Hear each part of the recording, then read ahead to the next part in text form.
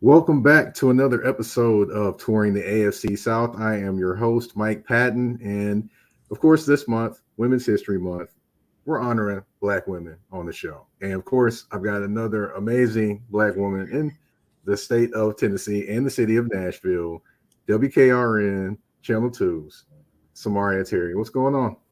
It's going good. Thank you so much for having me come on. Of course. And of course, you haven't been a part of the beginning of the show. So, I usually do something called getting something off your chest. It's called the Get Off Your Chest segment. But Okay. this month, I am actually going to be, of course, honor Black women, of course. So I'm not getting something off my chest. I'm actually honoring the history in terms of a Black woman making history. And in this episode, we will be talking about Miss Hattie McDaniel. Okay. Now, I'm going to go down, the little history for everyone who's not aware who she is. She was born on June 10th, 1893 in Wichita, Kansas, the youngest of 13 children. So, yeah, a lot of siblings there. But of course, 1900, she moved to her family moved to Fort Collins, Colorado, and then to Denver, Colorado. She was a songwriter and a performer who kind of honed her songwriting skills while working with her brother, Otis McDaniel's Carnival Company.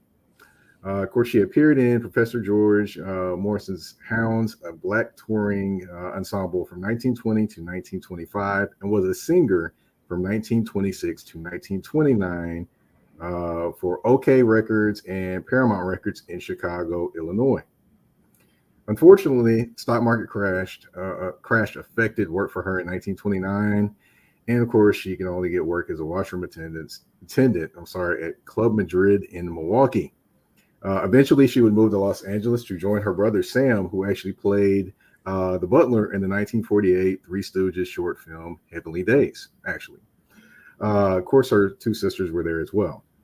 Eventually, of course, she would join her brother and get started acting. She did a couple different things there, but her biggest break came in 1940. She actually was up for a role in a movie where she had to play a maid. And of course, the legend says that Clark Gable actually recommended the role be given to her. And she would go on to, of course, audition in the authentic maid uniform, and she won the part. And for her role as Mammy in Gone in the Wind, she won the 1939 Academy Award for Best Supporting Actress, becoming the first Black actor to be nominated and win an Oscar. Now, here's a little bit of backstory for that. She actually was not able to attend the opening of Gone with the Wind because it was shown in a whites only theater in Atlanta. And also, when she won the award, she was sitting in a separate area away from everyone else. So that's a little bit of a kind of a Black history and Black women's history as Hattie McDaniel, the first Black actor to win an Oscar. Yeah. Thank you for that. Did you know that one? I did know that one.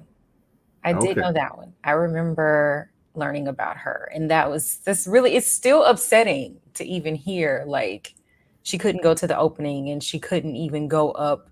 I think it was like it was an issue with the Oscars. It was like like you mentioned, she had to sit in another section, but I don't even know if they wanted her to even go down and accept. It was like some weird stuff. And it's like such a huge moment to be kind of overshadowed by racism is just extremely upsetting.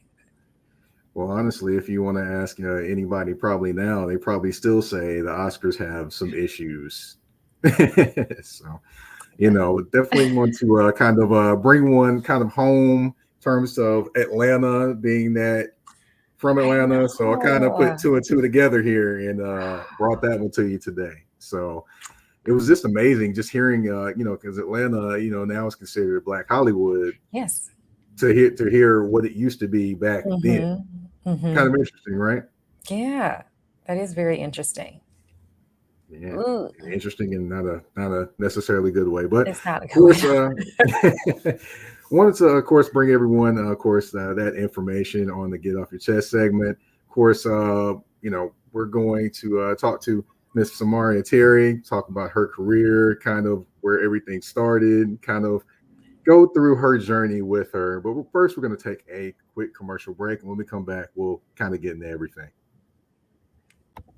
Whether it's local or long distance,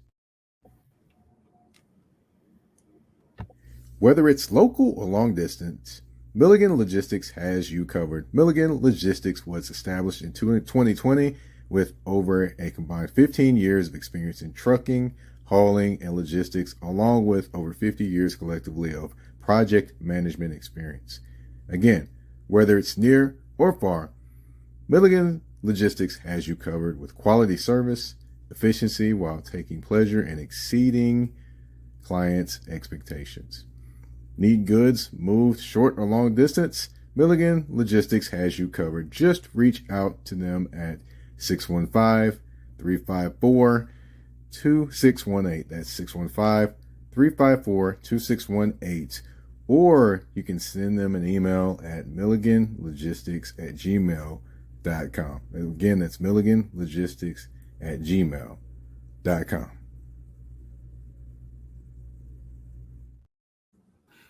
Welcome back from those commercial breaks. And of course, like I mentioned, from Atlanta. So I got to ask, how was it growing up in Atlanta? Okay, I have to specify I'm not really from Atlanta. You know, that's a big thing. I'm from Decatur area. So not necessarily from the city of Atlanta, but not too far. As you know, that's like the big thing right now is like telling people that they're not really from Atlanta. They're maybe from the outskirts or somewhere in the metro Atlanta area. But it was fun though. It was really fun. I mean, I guess it's just like when you grow up in a big city, that's all you know. So, you know, we got to go downtown and do fun stuff all the time. And I grew up in a predominantly Black city or town community. And I really cherish all of that. That's, you know, really special to me. But I did want to go to like a PWI, but we'll get to that in a little bit later. But yeah, it was fun. Okay. All right. Now, I remember in our previous interview, you talked about a few different things, but I want to ask kind of when did you get your first hint that you kind of wanted to do journalism or kind of be on TV? Yeah, so my mom has a communication degree from Georgia State. I think she like minored in speech or something like that. So that was always kind of like in the back of my mind. I remember a lady telling me like, you know, what you do for a living is kind of in your DNA too. So like it's really kind of weird when you think about it. Like my dad is in IT and my brother has a degree in cybersecurity. So it's like, you know, like all of that stuff kind of goes through your DNA as well. So I feel like that was always something that was within me. My mom wanted to be a TV anchor and it just never happened for her.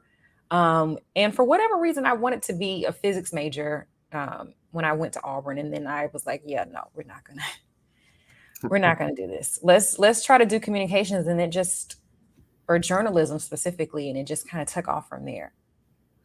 All right. Now, I do have to ask, you know, what were some of the things you watched that kind of, you know, growing up that you kind of, you know, got you more involved into those, you know, journalism and TV and things like that? Because I know you said your parents and your mom specifically, but, you know, I know there had to be something you saw on TV that kind of sparked that interest as well. That is such a good question. I don't know. I think just like any kid, just growing up watching the news, like when I was growing up, Monica Kaufman Pearson was like the, you know, like she was the household name at Channel 2.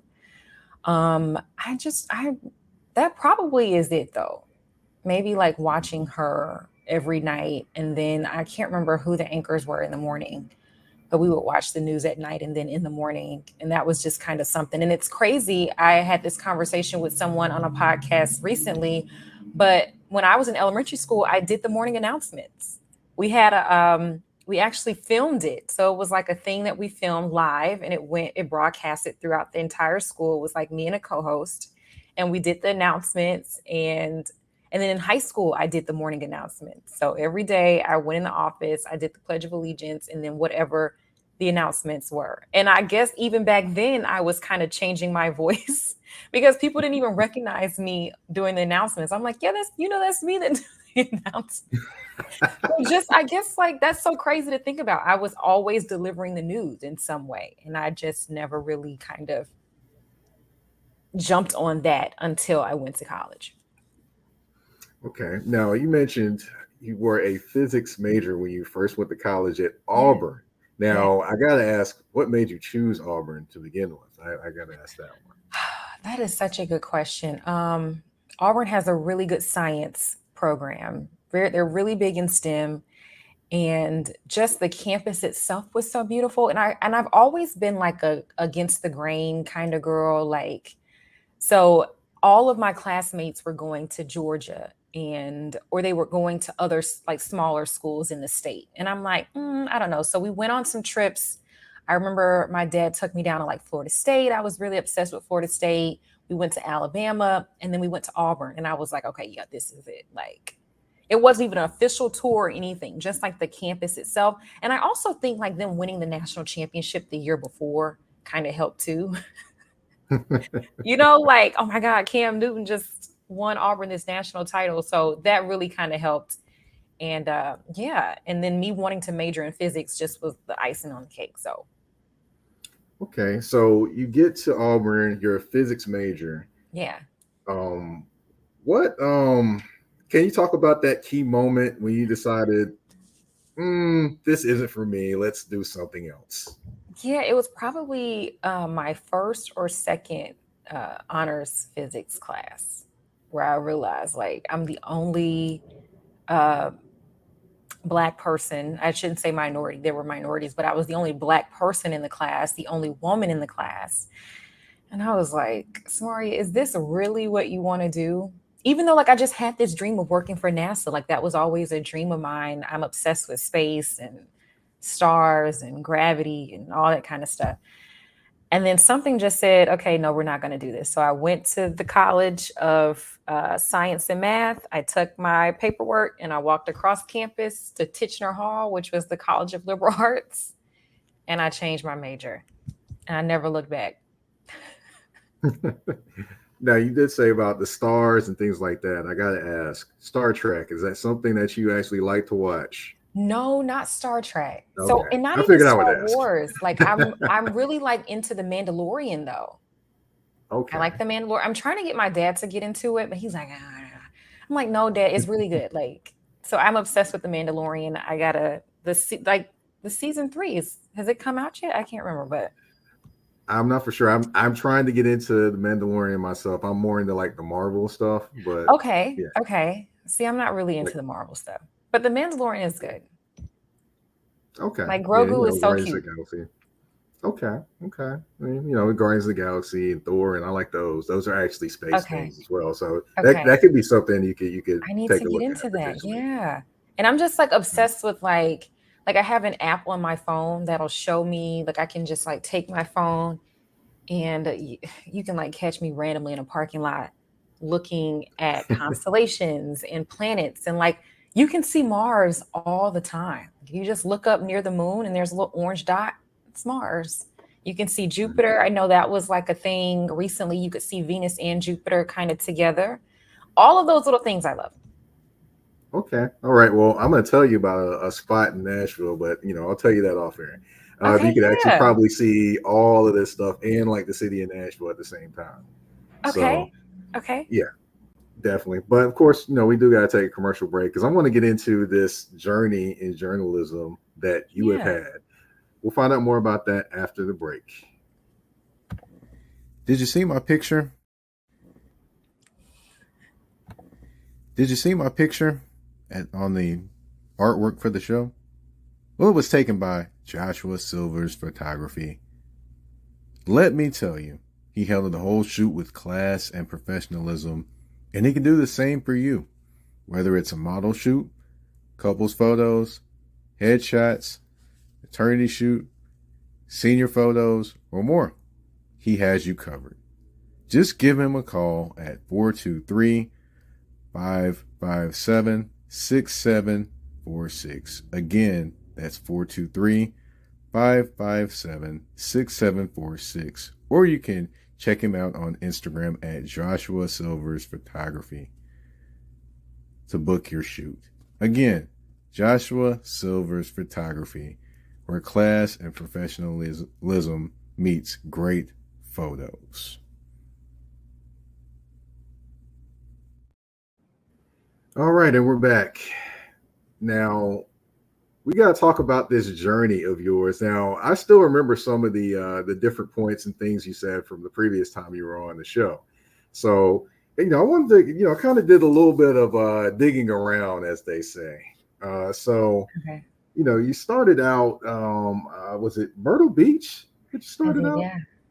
Yeah. So, how was it, your first job out of college, in terms of the journalism field in Myrtle Beach, South Carolina? How was that?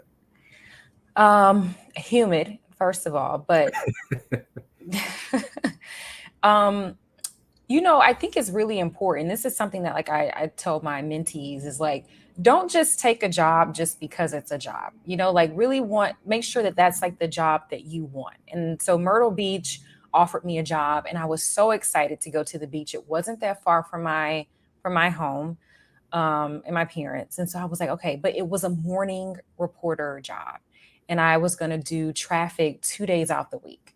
So I didn't really know anything about using a green screen or just kind of like ad libbing on the spot, just talking about traffic that really wasn't there at 5 o'clock in the morning. So unless there was like an accident or something like that, or like someone hit a deer, or it was just really small little things. And that morning shift, I am not a morning person at all. So that was really hard because waking up at 2:15, um, at first when you start doing it, your body's like, oh, I'm so tired. So I was going to bed early. But then when your body starts to get used to it, now I'm going to bed at 10 o'clock, waking back up at 2:15, and I was probably working, a 9 to 10 hour shift the next day. Yeah, so it was really hard. It was not easy. I was not good. Um, and I stayed there 4 months and then they fired me. Yeah. Well, definitely a learning lesson, right? Yeah. So that was really difficult. And actually, my parents were there visiting when I got fired. Oh, So wow. that was great because they were there supporting me through that. And luckily, I had some coworkers that really were really friends of mine, and they helped me because they like, when you get fired, they escort you off the property. It's like, and I'm sitting here like, oh my God, what about like my stories and like things that I can take with me so that I can build another reel to get another job? And they were just like, that's our property. Like it was really Mhm. like that. So I had some friends and coworkers that helped me get some of my stuff, like my live shots from that week, and they mailed it to me. But I sat at home and like I was kind of depressed a little bit. And then my dad is like, oh, hey girl, like what you about to do? And I wanted to get out of TV. Really, honestly, I was like, that's not easy for a person. They just graduated. When I was at Auburn, Mhm. like I did really well in journalism and in reporting. Like we had like an Eagle Eye TV and I won like awards for like creative stand-ups and like the stories that I told and like all those things. And then you go to your first job and then they don't see that in you. So that was really hard. So I was like, well, maybe I can get like a producer job or something like that. But I think once I got my tape and I started like putting that together and sending it out, then I was like, okay, no, I can really still do this. I just needed to go to a smaller market. And then that's how I got to Wichita Falls, Texas. Wow. Definitely glad you did not give up. Of course, we wouldn't have you in Nashville if you didn't give up, if you gave up. But Yeah. now, Wichita Falls, Texas. Now, I have to ask, you talked about six-man football Hmm. there. I personally have never heard of it. So I want to know can you kind of give us like, in layman's terms, what it is? It's basically like, okay, it's really like flag football, or like how they have the flag football for pro day. I mean, not for pro day, for the Pro Bowl. It's really similar to Okay. that, except obviously they have pads on and they can tackle, but it's as explosive as that. So you don't have any linemen, you just have somebody, you have a guy at center, you have a quarterback, a running back, some receivers or whatever. So it's really explosive. And you're probably going to have like 100 points scored in the game. But these are like really small schools that really probably only have 10 guys on the team. Wow. Wow. You got me I thinking actually about my broke my flag wrist football covering. days. I'm sorry, what'd you say? So you had me thinking about my flag football days, but yeah, I definitely don't want to put pads on playing up. No. Right. I actually broke my wrist covering six-man football in How'd Texas. you do that?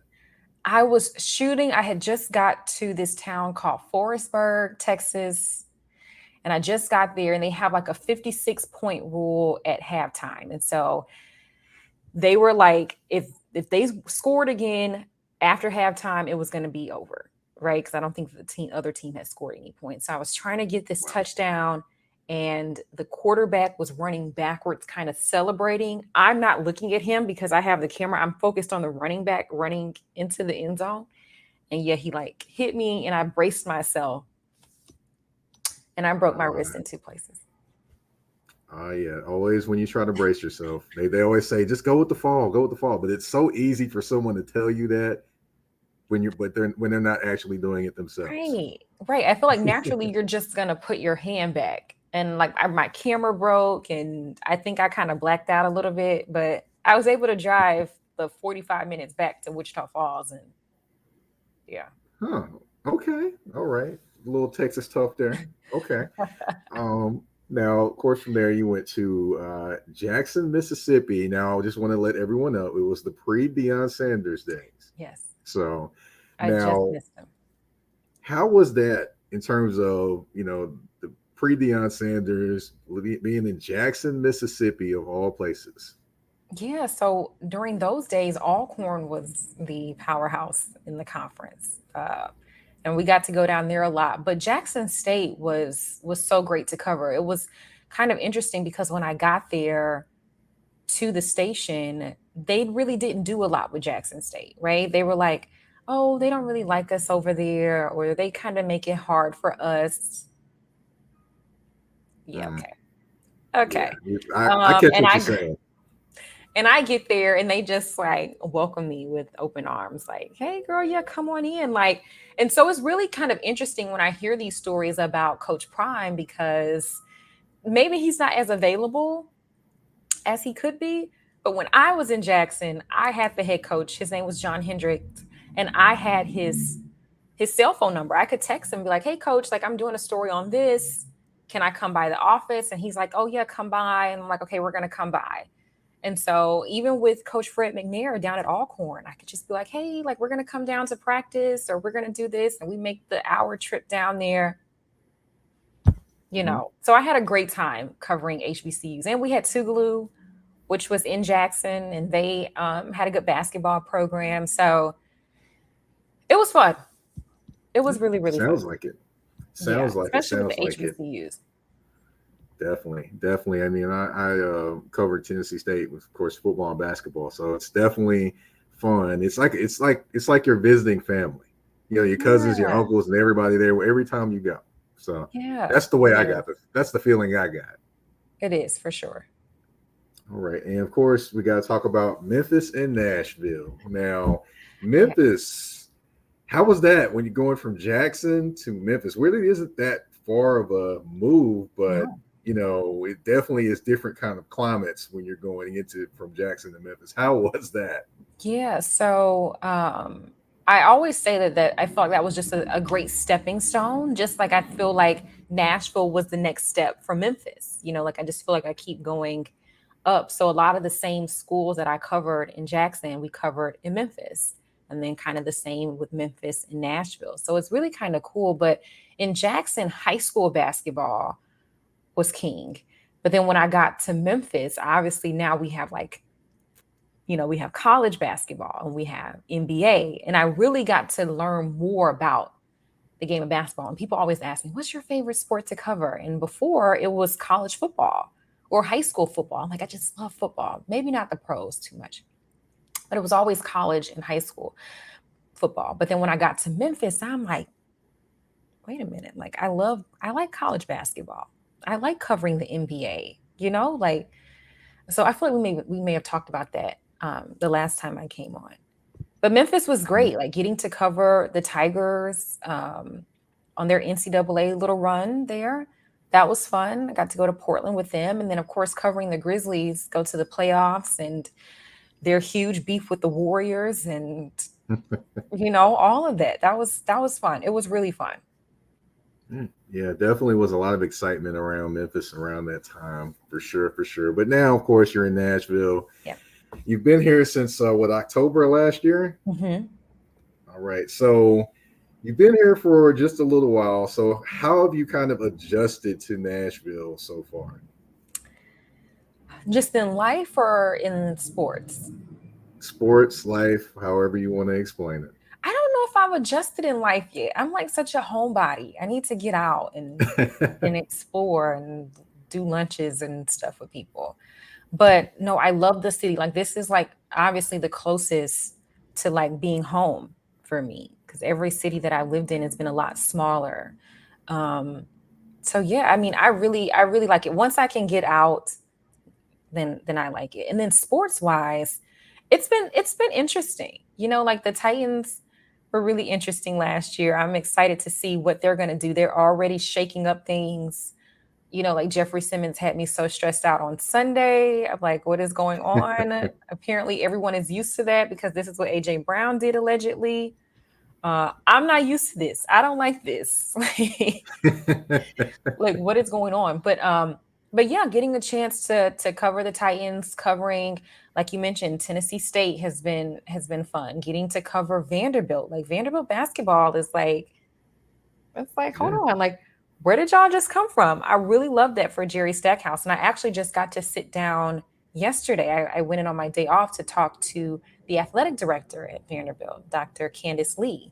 And Mhm. that was such a great interview. Like kind of how you're talking to me, I talked to her just about like being the first in that role. Like there's not a lot of Black female athletic directors at PWIs. I Oh, wow. haven't come across any that I know off the top of my head. So I just asked her about like being the first in that role and being at an institution like Vanderbilt where academics is king there and how she's gonna kind of flip this, not maybe flip the script, but just make Vanderbilt more known for athletics, you know. Hmm. So that's been Right. really fun. That's been really fun to do. Now, for those that aren't aware, I believe you are the first sports anchor or Black female sports anchor since Robin Roberts in the 1980s. Yeah, yeah. Y'all told me that at our NABJ meeting. My station didn't tell me. And I think I may be the first at WKRN. I tried to look that up. Mhm. I don't remember any Black women sports anchors at News 2. So I may be the first, but they never told me that. You all told me that at our NABJ Yeah. meeting. And it really was, it blew my mind, honestly. Yeah, Yeah. it's like I got chills now just kind of thinking about it. Like this entire time, we haven't had any Black women sports anchors. And I think Yeah. somebody like tweeted, like it's crazy because you get all of the positive and the congratulations, but for some reason, just human nature, the negative sticks out to you. That's the one that sticks with you. And there was a girl like, oh, that wasn't that long ago. That was 40 years ago, ma'am. Yeah, you always have that one person. You always do. You always have that one person. So, kind of, bringing everything around. What can you say you've kind of learned during your travels, and that you kind of would, kind of what knowledge would you bestow upon, people that are trying to get into the journalism field? Whew, when you get out of college, you don't have to just go straight to the top, you know? And I think that like now we have this society that is based around social media and you're getting to see people move and what cars they drive and where do they live, and a lot of people think, oh, I have to go straight to the top or I'm not successful or I'm not doing well in life. But I think that the message that I always give young people that are wanting to get in the business is start from the bottom, learn everything. Like I didn't just come right out and do sports. I had to do news for a little bit at a really small market. I got fired from my first job.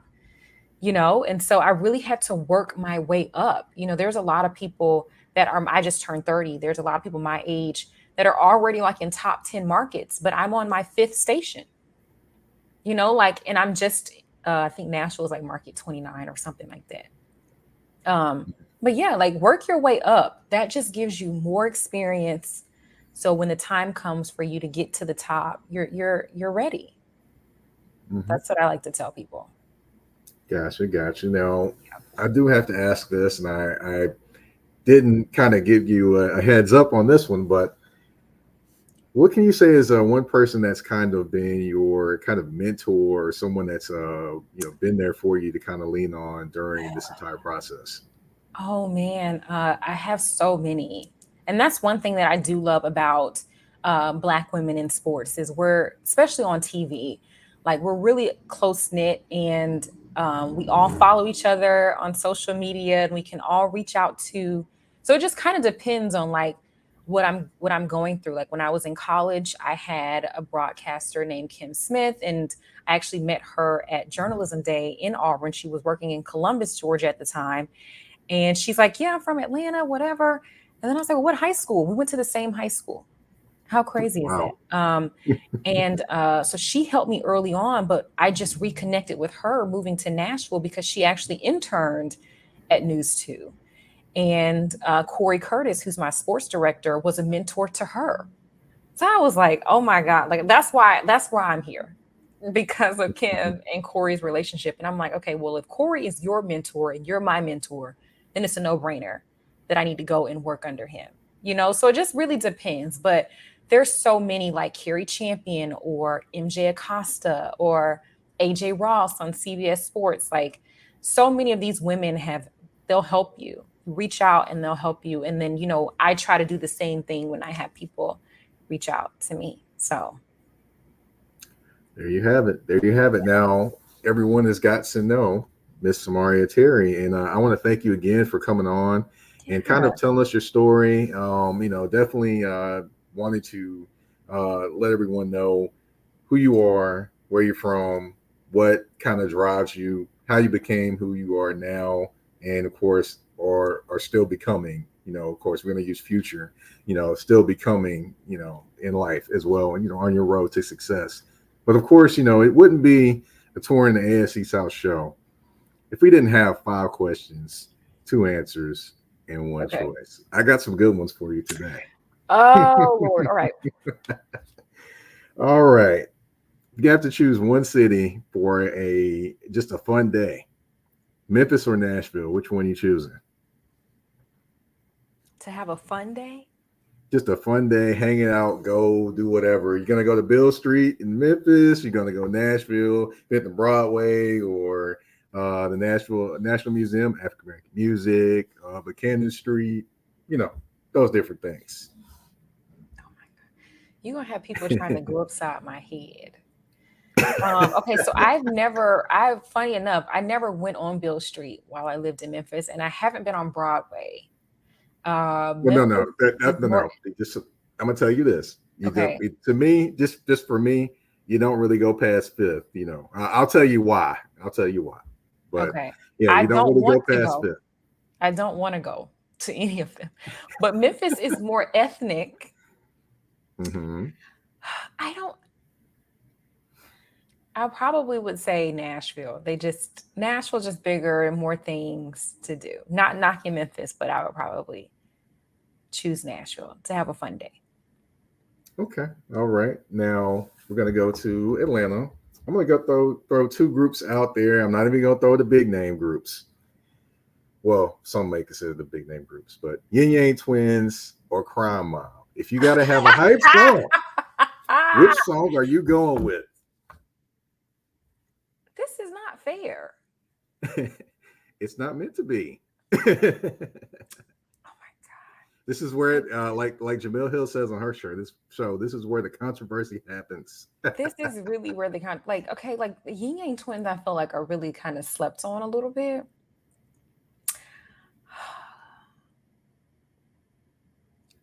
I'm probably gonna go Crime Mob. Okay. And I'm probably gonna do like Stilettos Pumps. Yeah. Okay. All right.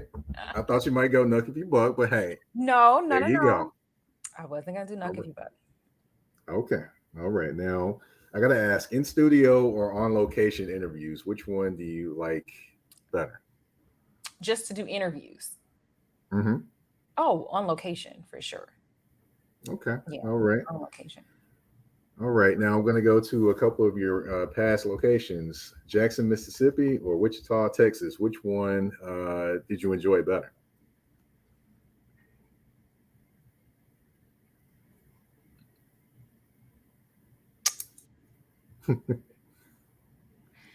See, there's pros and cons to both. Uh, Wichita Falls had better roads, Mm-hmm. but that was about like they didn't really have anything else.